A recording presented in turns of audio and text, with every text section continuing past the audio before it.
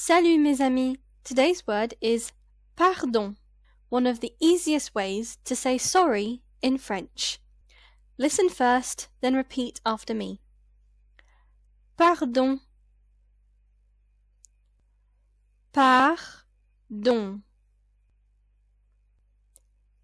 Pardon. Here's how you spell it using the French alphabet.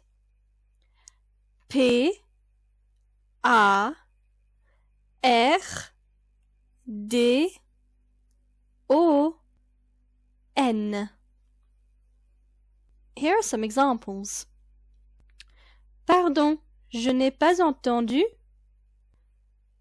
Pardon, je n'ai pas entendu. Pardon, excusez-moi. Pardon, excusez-moi. Easy, right? Use pardon in shops, in the street, anywhere. If you bump into someone or if you just didn't hear them properly. Practice a few times a day and à bientôt!